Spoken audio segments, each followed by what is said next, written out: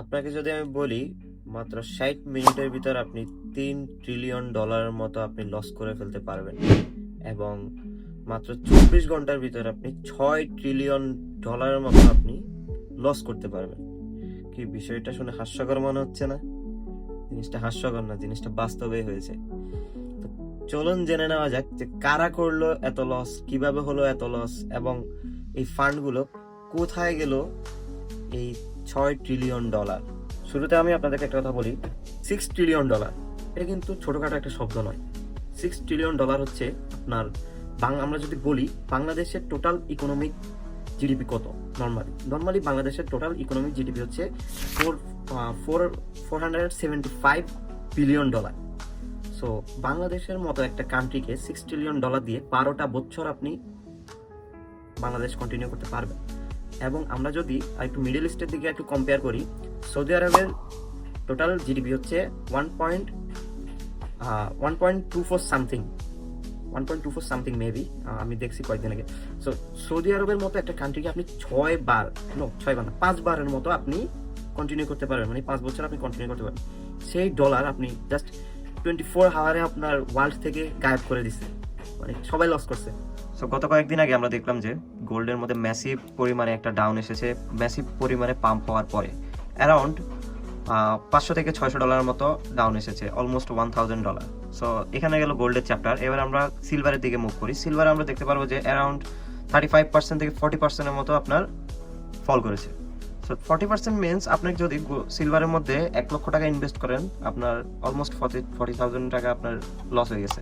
তো রিসেন্ট গোল্ডের যে ফল আমরা দেখতে পাচ্ছি, গোল্ডের যে দাম কমছে, এটার গোল্ড সিলভার অলমোস্ট 30% 40% ফল করে গেছে, অনেক মানুষের লস হয়েছে।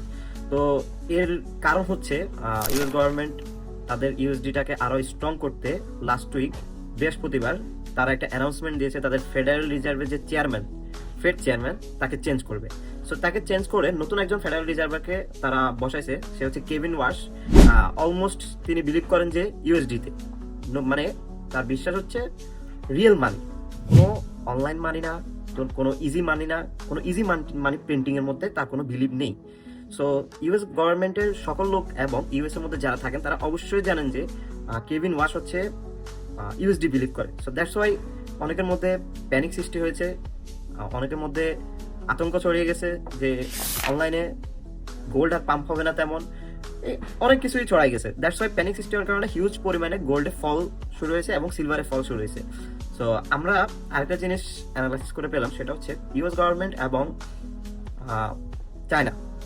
সো নর্মালি আমরা যখন দেখি গোল্ডের প্রাইস ডাউন খাইলে অথবা সিলভারের প্রাইস ডাউন খাইলে চায়না কি করে, তারা নিজস্ব অর্থায়ন দিয়ে গোল্ড এবং সিলভারকে তারা বাই করে। সো এর মূল রিজন হচ্ছে চায়না কখনো চায় না যে গোল্ড এবং সিলভারের দাম কমুক।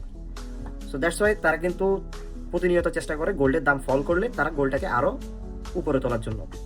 সো এখানে লাস্ট উইক কি হয়েছে সেটা হচ্ছে যে চায়না ইউএস গভর্নমেন্টে যখন কেভিন ওয়াশ আসে, গোল্ডের মধ্যে ফল শুরু হয়েছে অ্যান্ড চায়নাকে অ্যাগেন ইন্টারেস্ট রেট বাড়াইছে ইউএস গভর্নমেন্টে, ডোনাল্ড ট্রাম্প অ্যাগেন ট্যারিফ বসাইছে, দ্যাটস ওয়াই মার্কেট ডাউন খাইছে। কিন্তু চায়না কি করছে, চায়না গোল্ড এবং সিলভার বাই করে নাই, দ্যাটস ওয়াই মার্কেট আরো ডাউন খাইছে। সো এত ডাউন খাওয়ারও কথা ছিল না যদি গোল্ড এবং যদি চায়না বাই করতো। সো চায়না কি করছে, তাদের যে সাংহাই মার্কেন্টাইল এক্সচেঞ্জ ছিল গোল্ড এবং সিলভারের জন্য সবচেয়ে বড় এক্সচেঞ্জ, সো তারা গোল্ড এবং সিলভার বাই করার জন্য মানা করে দিয়েছে। টোটালি তারা মানা করছে গোল্ড এবং সিলভার বাই করার জন্য না। দ্যাটস ওয়াই চায়নার মানুষ এবং যারা গোল্ড এবং সিলভার নিয়ে সবসময় পড়ে থাকে তারাও বাই করা বন্ধ করে দিছে। দ্যাটস ওয়াই মার্কেট আরো ফল গেছে। অলমোস্ট গোল্ড ইতিহাসের সবচেয়ে বড় স্ক্যাম, এটা বলা যায় ইতিহাসের সবচেয়ে বড় scam, $6 trillion loss, almost $6 trillion loss in 24 hour. এটা আনবিলিভেবল, মার্কেট জগতে এটা কখনো হয়নি এবং আশা করি কখনো হবেও না। সো $6 ট্রিলিয়ন লস হয়ে গেছে। এটা কার হয়েছে? এটা হয়েছে সাধারণ জনগণ যারা ফরেক্স ট্রেডিং করে এবং যারা ফরেক্স নিয়ে অ্যানালাইসিস করে, ইনভেস্ট করে, বড় বড় investor, bank, almost maximum of bank. কেননা ব্যাংক আপনার থেকে টাকা নিয়ে কি করে, তারা গোল্ডের মধ্যে ইনভেস্ট করে, বড় বড় কারেন্সির মধ্যে ইনভেস্ট করে। তারা আপনাকে যে সুদ দেয়, এই সুদগুলো কোথা থেকে আসে? তারা বড় বড় অ্যামাউন্ট দিয়ে গোল্ড সিলভার অনেক অনেক জিনিস আছে, ওগুলোর মধ্যে ইনভেস্ট করে, ওরা ওখান থেকে রেভিনিউ জেনারেট করে আপনাকে কিছু পরিমাণ প্রফিট দেয়। সো এখানে অনেকেরই লস হয়েছে। অ্যান্ড ওভারঅল এতটুকুই বলতে চাই যে এত বড় স্ক্যাম কিন্তু আমরা কখনোই দেখিনি।